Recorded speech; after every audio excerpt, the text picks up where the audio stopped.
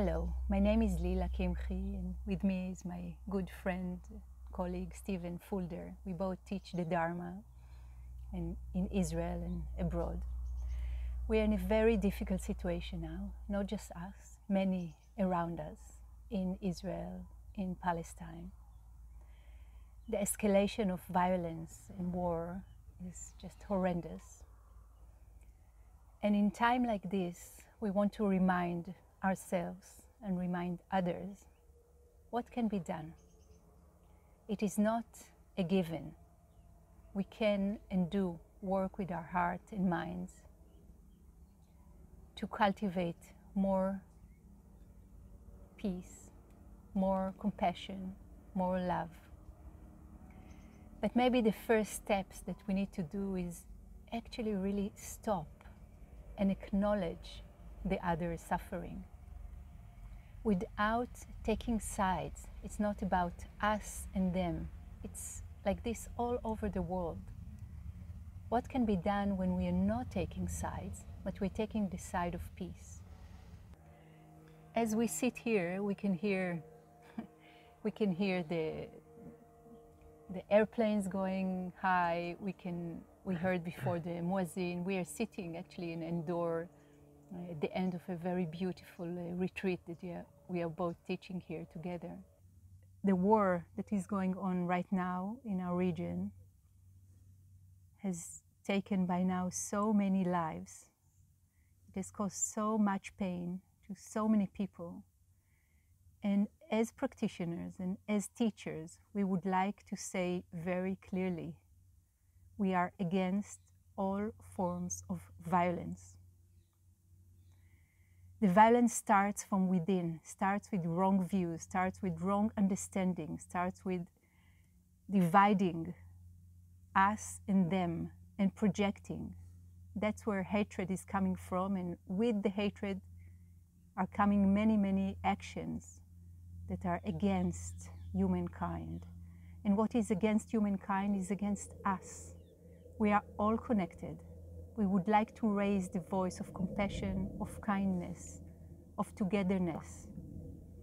And while we are living on this earth, we can share the life that we all deserve. Peace, harmony, togetherness.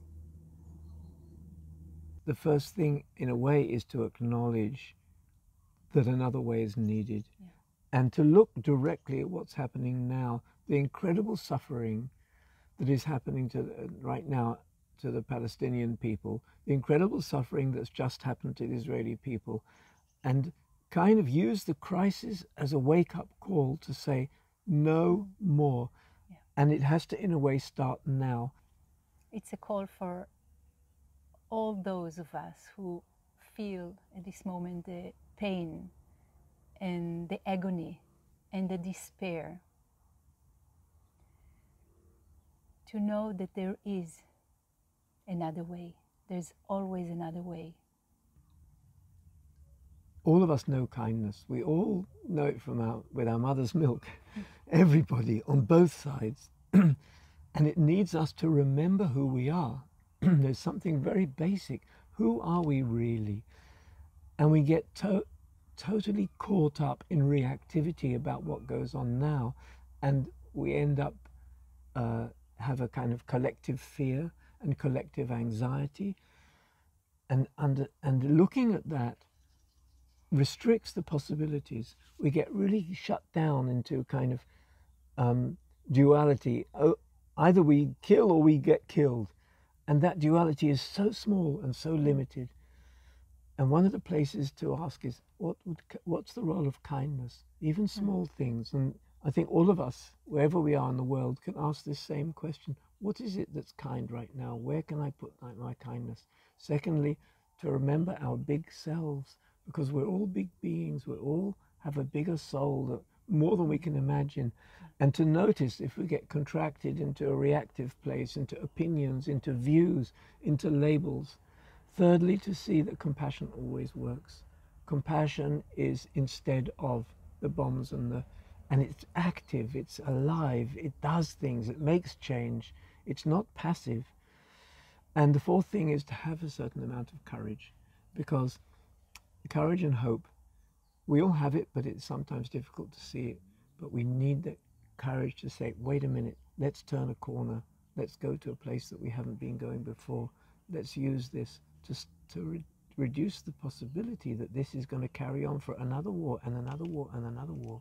Yeah. And my call is to be courageous and wise, and not carry on and on the same way that has failed all these last 70 years, but use this crisis, which is honoring the death of all those people that have been killed recently, use the crisis to make a radical shift and stop the killing and stop the cycle of wars.